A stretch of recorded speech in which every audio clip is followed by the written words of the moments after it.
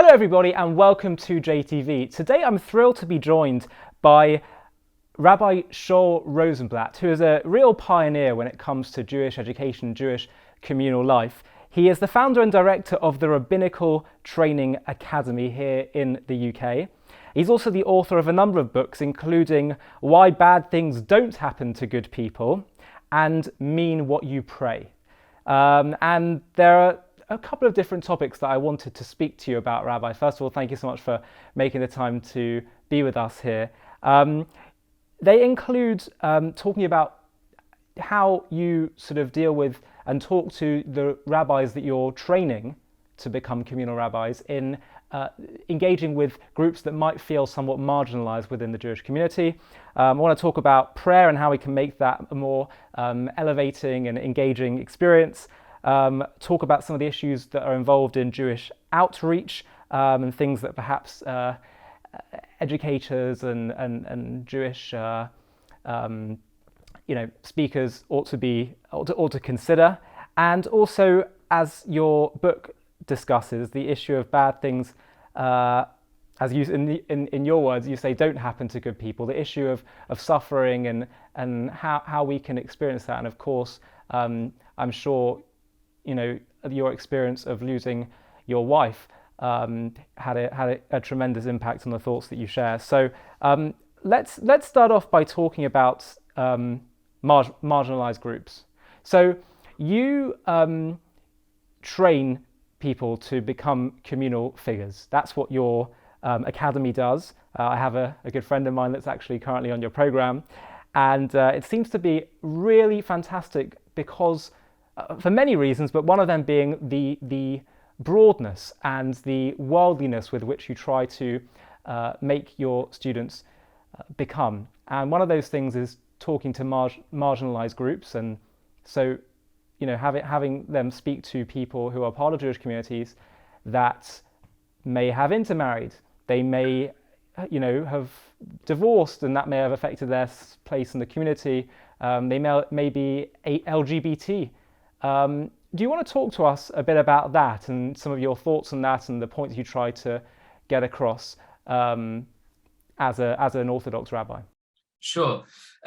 Just I think what appropriate to tell a little bit of a story and kind of something that happened to me that really spurred me on to set up this program. I was reflecting on it and considering doing it, and then I did a stone setting. I officiated a stone setting. For about 30 or 40 people. And a woman, I would say in her 60s, came up to me afterwards and said, Rabbi, I go to these things all the time at my age, funerals, stone setting, shivers, or all sorts of different events. She said, you're the first rabbi that's ever spoken at one of these things that actually said something meaningful, that actually said something relevant. And I kind of felt that's sad. That's a sad statement, maybe refers of Anglo Jewry. I mean, perhaps she hasn't bumped it the right rabbis. But there was something there. And then on my way home, and I feel, God has his ways. I think he was just kind of pushing me in this direction. I got a call from a student of mine, and he said to me, would you be willing to officiate at the Shiva this week? And I said, for sure.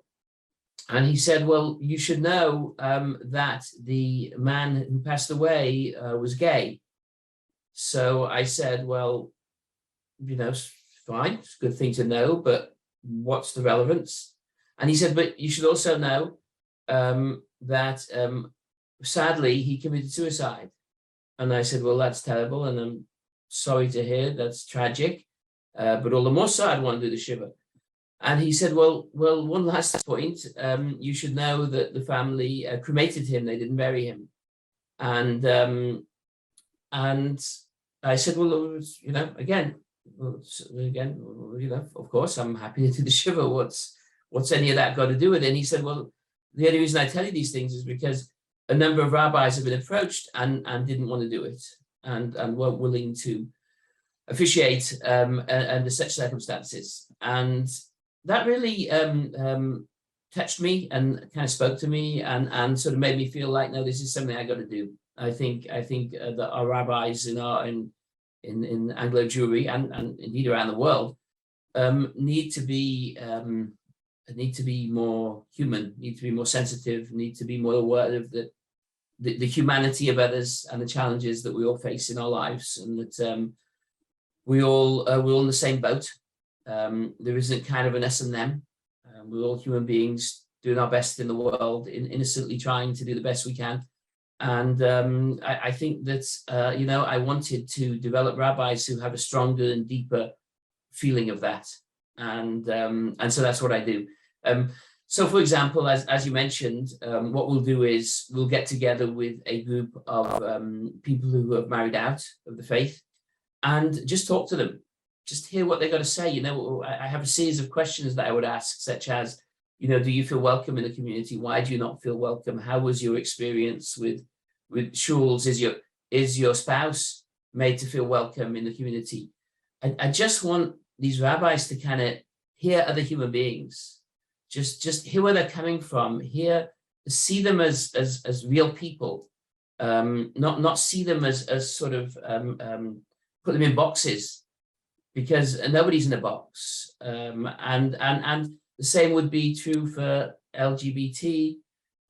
We have a group of LGBT. Very sadly, actually, I'll give that example. We had recently a group of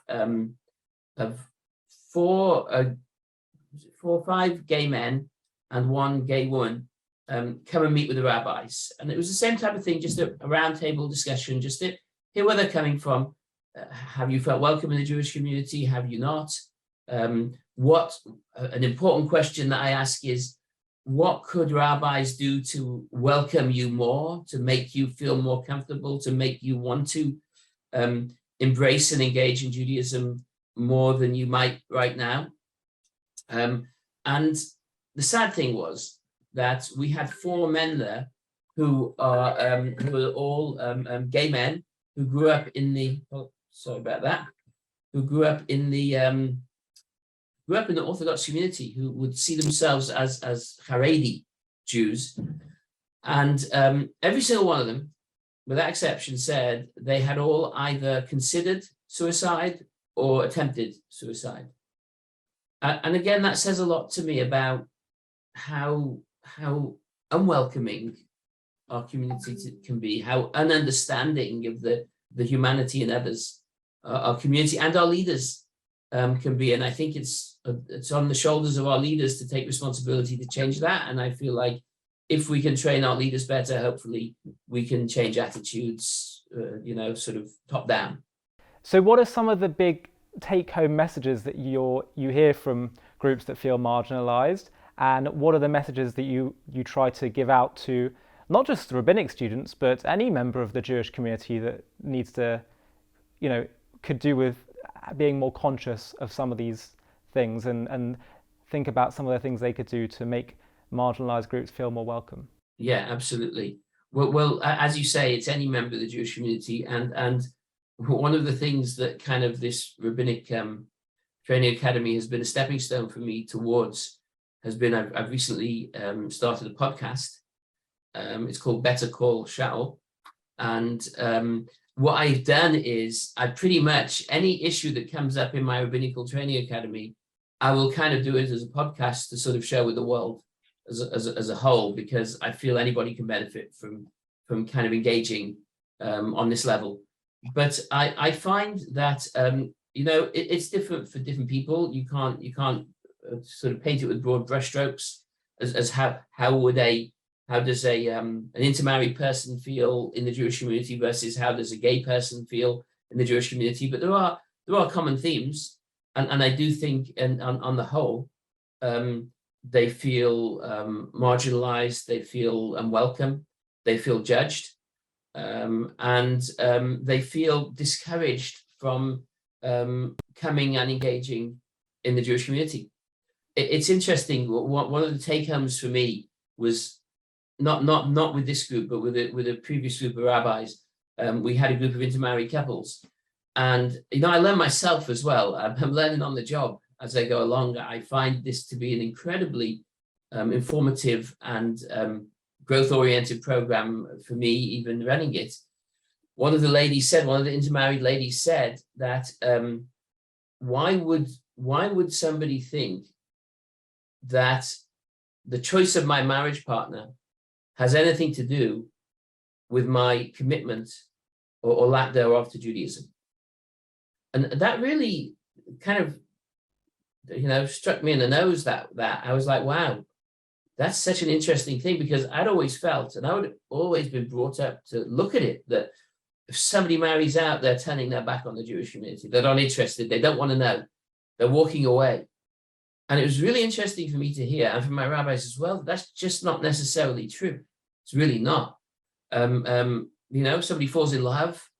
They've never been brought up with strong enough reasons to want to marry somebody who's Jewish, and so they don't see anything compelling to stop them marrying the person they love, that they love deeply, and is a good partner for them, a good life partner for them. They might be older and they haven't found anybody at this point, and they've maybe tried in the Jewish community and haven't succeeded, and what you want them to stay single for the rest of their lives. And it doesn't necessarily mean that they might be very very sad at that choice, so they might feel they want to engage in Judaism. It matters to them. It's important to them, but they wanted to marry this person, and what's one got to do with the other? And that was a real eye opener for me, and it was an eye opener for a lot of my rabbis as well. And we have a lot of experiences like that on this program, of things that you kind of hear people talking, and you realize, boy, I've been so judgmental. I've been so putting people in boxes. I've been so not listening to human beings and seeing who they are on a deeper level. And I feel that's a big part of what I'm trying to do on the program. I want my rabbis to listen better. If I can say one thing, I want them to listen. I want to listen to people and not judge, not prejudge, not put in the box, but just listen to human beings and see who they are, and see what they're really saying, and see where they're really coming from. If that's all I accomplish on this program, I think that will be something very significant for our future rabbinic leadership. I mean, I'm hoping to do a lot more, but that to me would be massive. And also, I think the message that, certainly philosophically speaking, regardless of what labels you put on someone, regardless of what life choices a Jewish person makes, every single Jew is considered to be equally valuable, important, and necessary to God on a philosophical level. So why should we treat any Jew differently? Absolutely. I remember my Rabbi Weinberg, who was the Rosh Yeshiva of Aish in Jerusalem.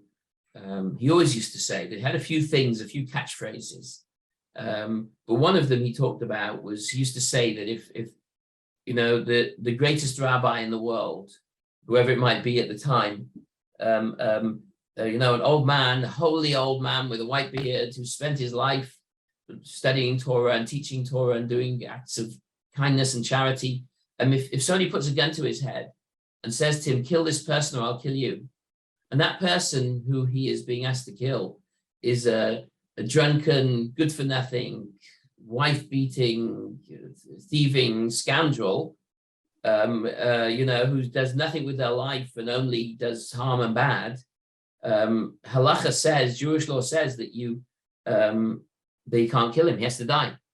Why? Because the Gemara clearly states, you don't know whose blood is redder. You don't know whose blood is redder in God's eyes. And that's such a powerful statement, because surely you know whose blood is redder. Surely in such a circumstance, you know whose blood is redder. Surely you know who's the greater human being, who's the holier person, who's the more precious soul in God's eyes. And the Talmud says unequivocally that you don't. You just don't know. You just don't know people's backgrounds. You don't know their challenges. You don't know why they're doing what they're doing, what's motivating them. It's impossible for us to judge another person. And as you say, there is, I would say two things. Firstly, it's impossible to know. But secondly, on a certain level, we are souls. Souls are of infinite value. We can't compare infinites. You can't say, well, this infinite's bigger than that infinite. Infinites are infinites, and they don't lend themselves to comparison.